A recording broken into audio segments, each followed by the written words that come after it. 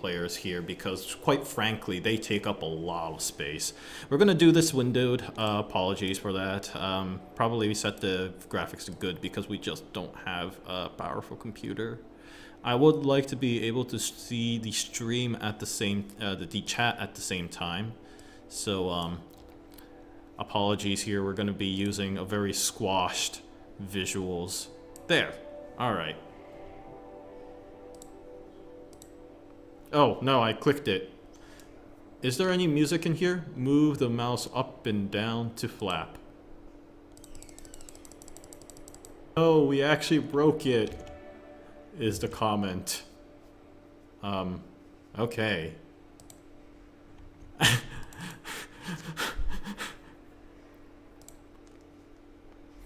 We have done the impossible. Alright, move the mouse button up. Move the mouse up and down to flap. Okay. Flapping builds speed. Okay. So far this makes sense to me. Move the cursor. Ah.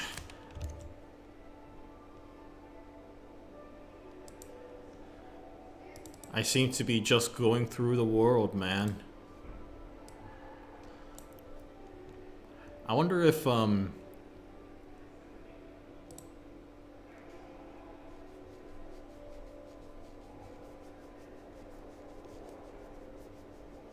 wonder if, decreasing the graph... Okay. Flapping build speed. Okay. So far this makes sense to me. Move the cursor. Ah.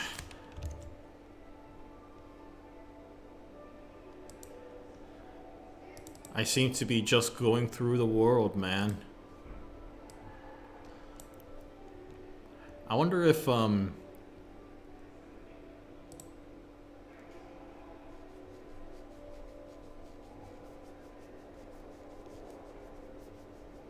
wonder if, decreasing the graphics quality would help.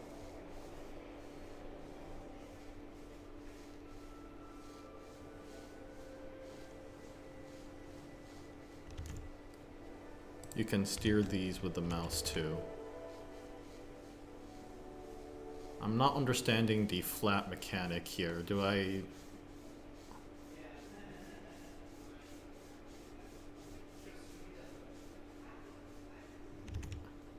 Yeah, I'm not quite understanding the flat mechanic here.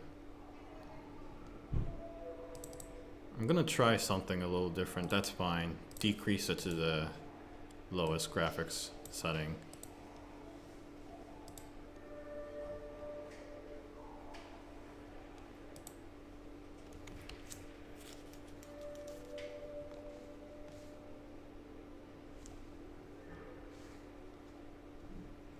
Okay. I'm not a fan of the fact that the camera and the controls are put together at the same time. That did not count. Oh, it did. Okay. Good to know.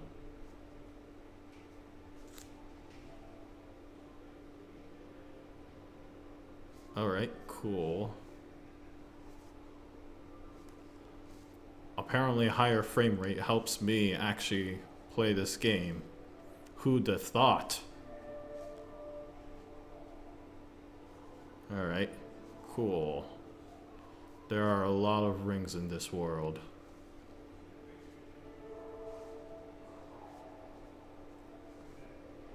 Yeah, there's a very slow rhythm to the whole flapping, which I can respect, but it takes a while for me to learn, you know? And there were a couple of places where I'm like, I swore I passed through a ring. Yeah, what's the criteria used for passing through these rings? As I ask, and it shows up on a comment section and I can't read it.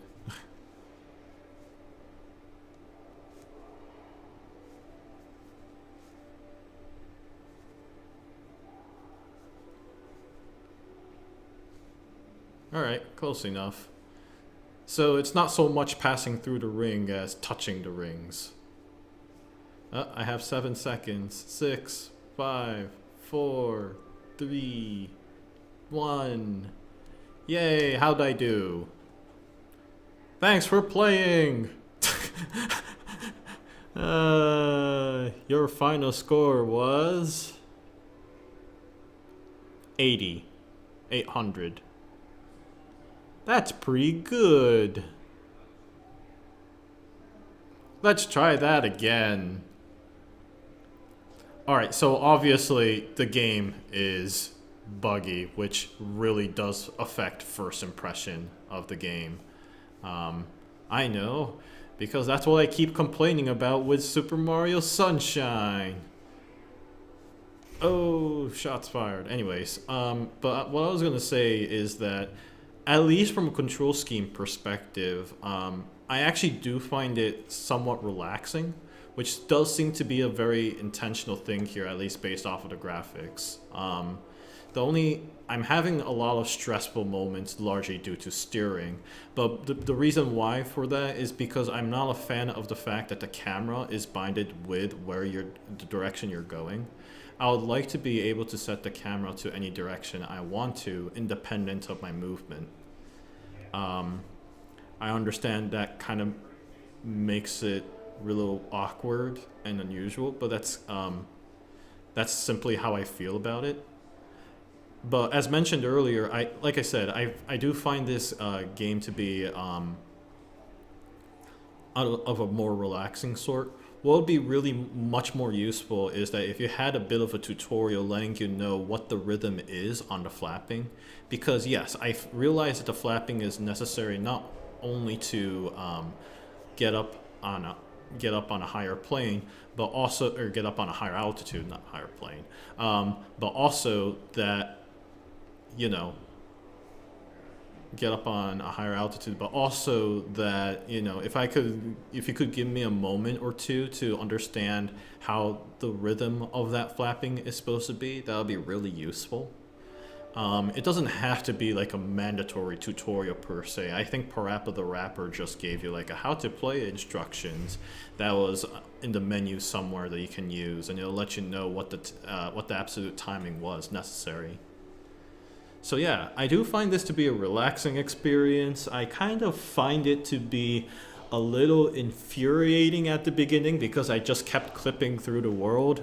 So bugs being fixed would have been nice. It does, like I said, affect my first impression, and I feel less happy with the game because of that, you know? But I mean, that's like my opinion there. Okay, I see that the whole shape-shifting only is all that applicable towards the start screen there. Which the model is really impressive. I do like the artwork here, so props on that. But other than that, all I was going to say was, hey, I like the idea. The execution could use a little more work, in my opinion. I'm just going to delete those just for the heck of it. So, yeah, let's talk about this. Was this a compo entry? Yeah, it was. Okay, well done. Well done. Innovation. So, when it comes to innovation here, like, I'm thinking that the controls being a really unique method of simultaneously for flapping and mouse controls for flapping and steering is actually quite interesting. So in that sense, like, I do like that aspect there. I think it's a good... I'm willing to give 4 stars for this. I'm just kind of thinking through what I consider is innovation versus, you know, implementation. And I feel like all the other categories is more towards the implementation part of it. I hate to say this, I didn't quite have as much fun with it. As mentioned earlier, you know, technical problems does color my impression. But also that, like, it didn't feel to me like it was meant to be... it was meant to be focused on a specific type of fun that I tend to look for in games, which is fine. That's okay. You know, it's not meant to be fast paced. It's meant to be like a slow, relaxing kind of thing. And I admit that to a point, I find those kind of games interesting. But you know, that game really tested my patience. I'll be honest. Theme, shape shifting.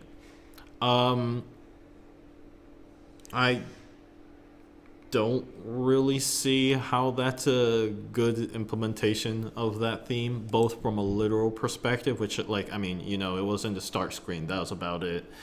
But also in the sense of, from a gameplay perspective, like, it didn't really tell me much. I don't know.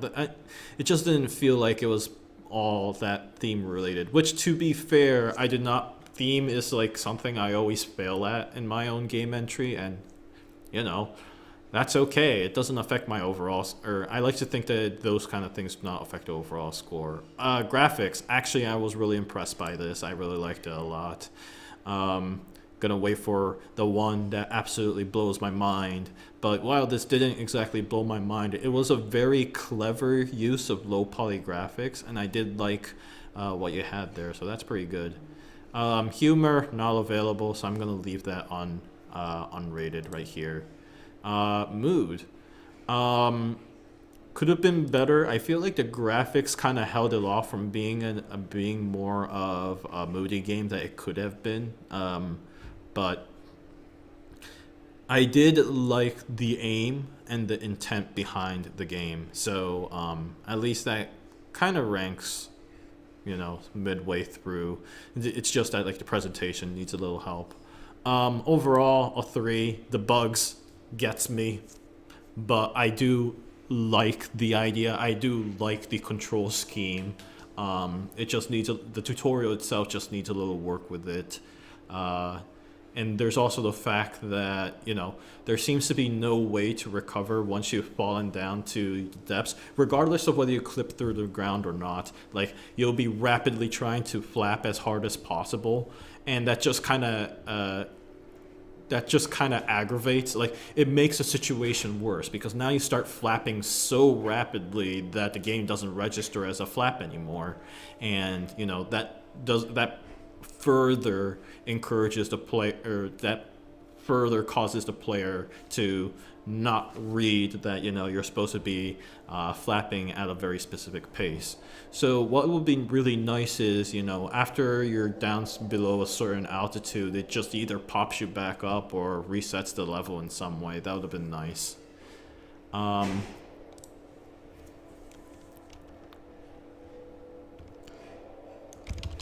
Like the control scheme and the patience it requires to get used to it. That said,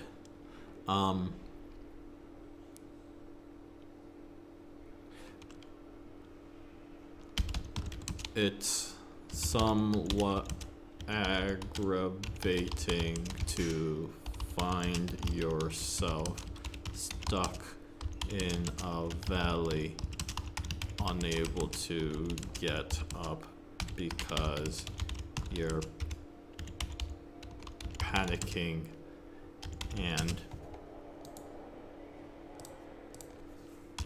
moving the mouse cursor super rapidly to get out. Thought it was a really relaxing experience.